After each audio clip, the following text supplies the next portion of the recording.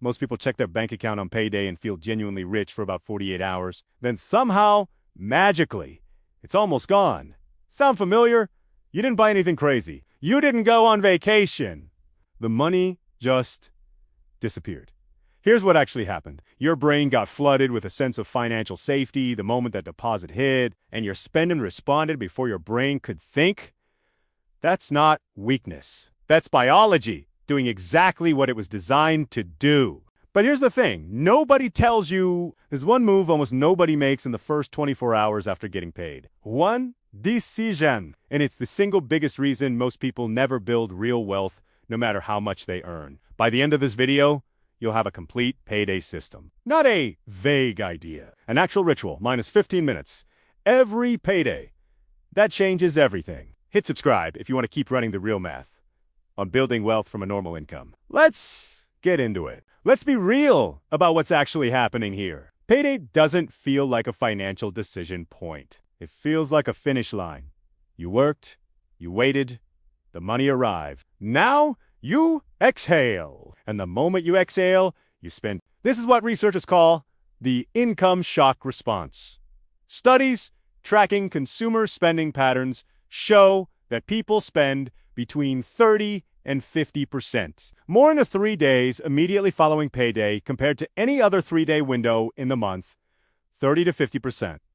On the days they feel rich, not because they need more on those days, because they feel like they can. Your brain is doing something specific in that window. It's registering a gap between your current bank balance and your normal, anxious baseline.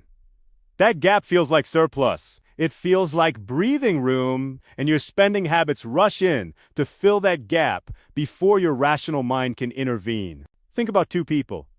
Same city, same job, same salary. One of them is essentially broke by the 25th of every month. Not struggling, just drained.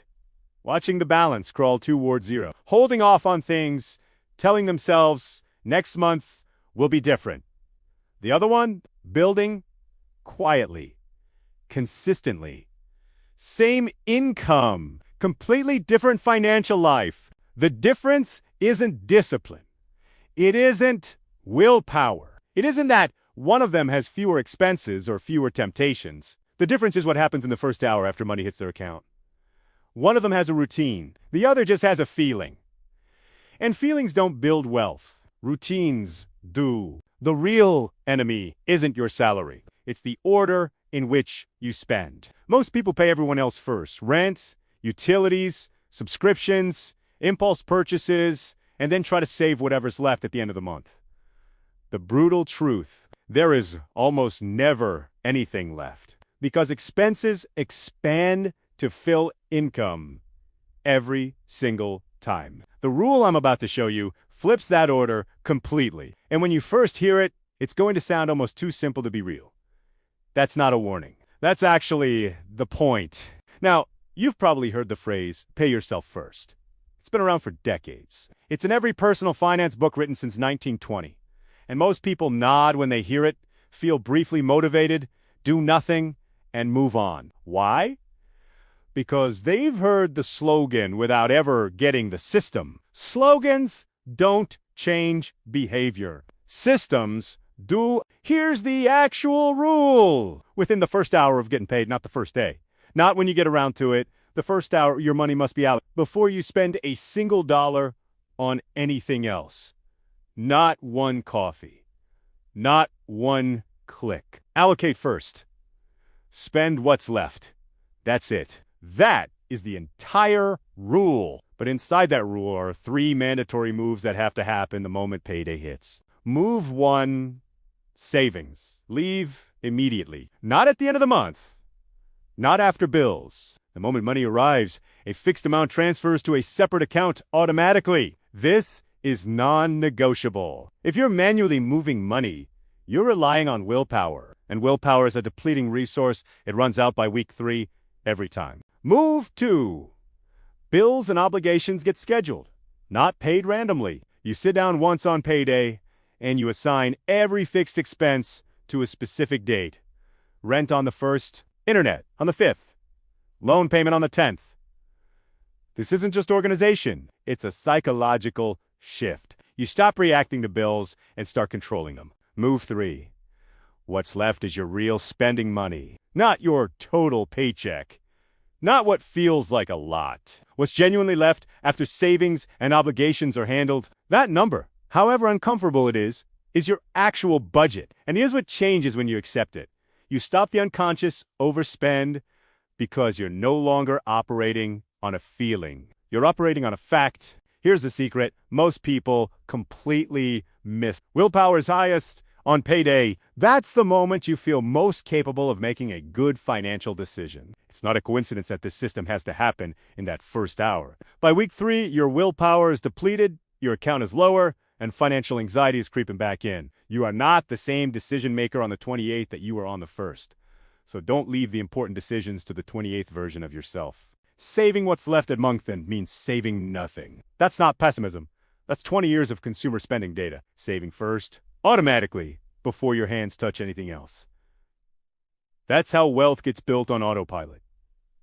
Not by magic, by sequence. But here's where most people mess up. Even after learning this, I'll show you exactly what to avoid in a few minutes. First, let's talk about why almost nobody actually follows this rule.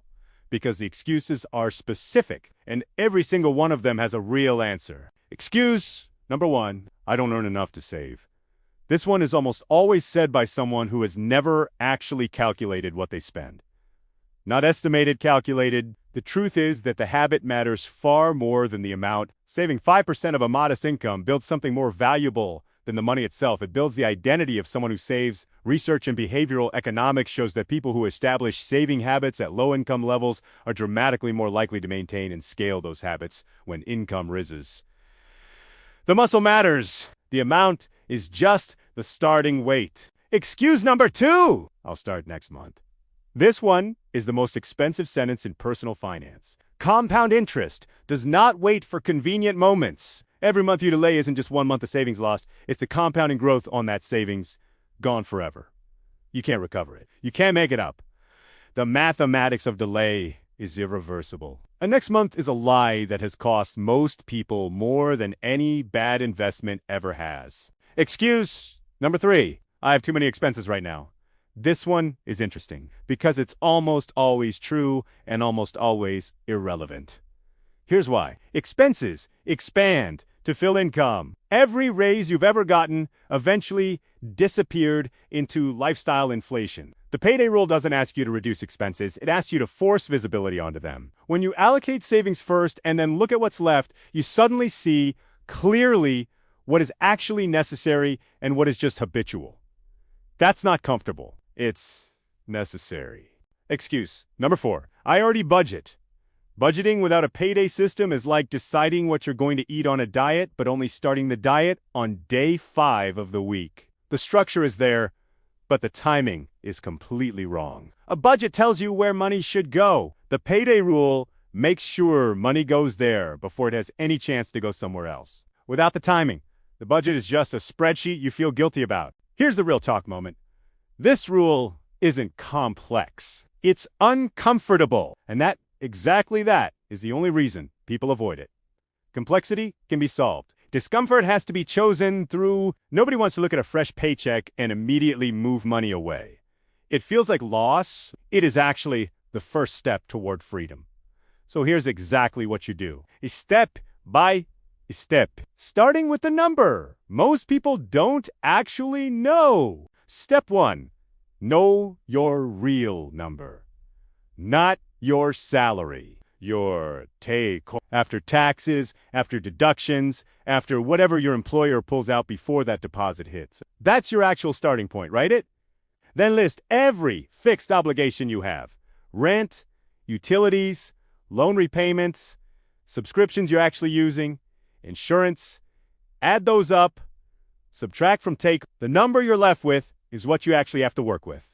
This is your committed minus fixed number. For a lot of people, seeing this clearly for the first time is uncomfortable. That's not a bug. That's the system working. Step 2, set your savings rate first, not last. First, The guideline most financial educators agree on is a minimum of 10% and an ideal closer to 20% of take. But here's what matters more than either number. Honesty. Whatever percentage you can genuinely automate without panic, start there. Even if it's 3%.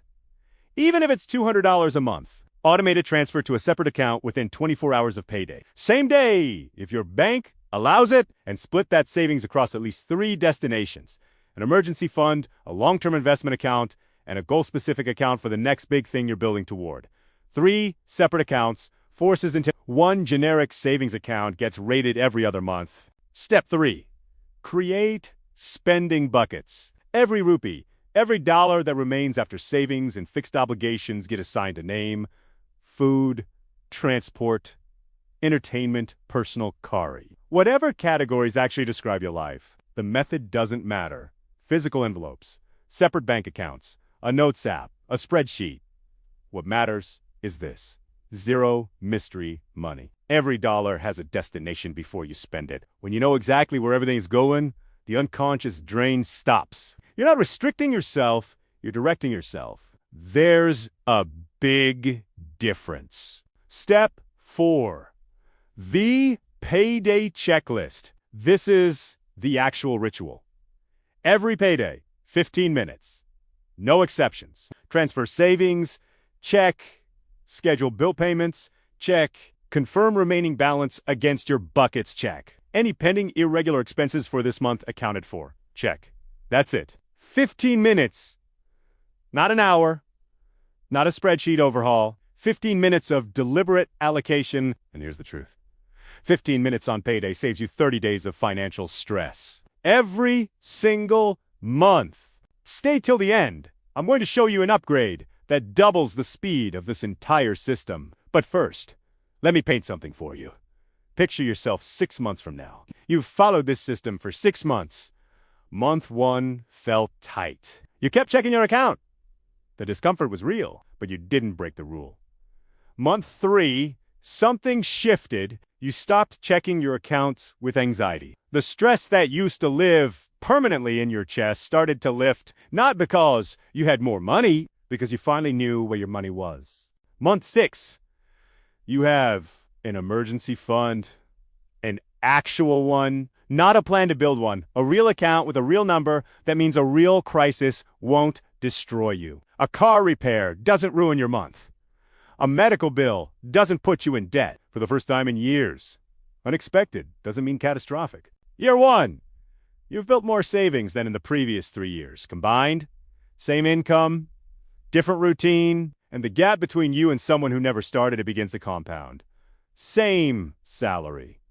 Completely different financial life. Not because you outturned them, because you outsequenced them. The version of you that does this for 12 months will look back and wonder, genuinely wonder why you ever lived any other way. Not with judgment, with the kind of quiet disbelief that only comes from finally being on the other side of something you once thought was impossible. Now, imagine you're ready to go further. Here are 3 upgrades for people who want to accelerate. The double payday rule. If your income is variable, freelance, commission, contract, this one is critical. Instead of saving a percentage of inconsistent payments, pay yourself a fixed salary from your earnings every month. When income's high, the extra stays in a buffer account. When income is low, you draw from the buffer. Your financial life runs on a stable number. The income volatility stops translating into life volatility. Freelancers who master this stop feeling like their finances are a weather forecast and start feeling like they have an employer, one they control. The 48-tower cooling rule. For any non-essential purchase above a threshold you set, say the equivalent of 2 hours of your hourly income, it waits 48 hours after payday, not 48 hours after you see it. 48 hours after payday. This simple friction eliminates a significant portion of the payday spending surge. Because the emotional high that drives impulsive purchases cools dramatically within 2 days. Most things you wanted on day 1 feel unnecessary by day 3. This isn't deprivation, it's decision-making with a clearer head. The income raise rule. Every time your income increases, raise, promotion, side income, any upgrade to 100% of the increase goes directly to savings or investments before your lifestyle adjusts. Not half, all of it. At least for the first 3 months. Lifestyle inflation is the silent thief of every raise most people ever receive. You earn more, you spend more. You end up in the exact same place. The raise rule closes that leak permanently. Stack this with a simple SIP into an index fund or a high-yield savings account, and the compounding effect of these upgrades becomes significant over 3 to 5 years on the exact same income you're earning today. Allocate before you spend. Every single payday, without exception. That's the rule. One sentence. A complete financial system inside 8 words. Your next payday is your starting line. Not next month. Not when things calm down. They won't calm down. They never do. Next payday. The moment that deposit hits, you have a 60-minute window where your willpower is highest, your intention is clearest, and your financial future is most malleable. Uzi ite. Here's your one question for the comments. What's the first thing you're going to change on your next payday? Write it down below. Not for me. For you. Saying it out loud makes it real. Drop a like if this hit differently than the usual finance content. And subscribe, because next we're covering the 5 subscriptions quietly draining your account every single month. You'll be surprised how much is leaving without you noticing. The rule is simple. The decision is yours. See you in the next one.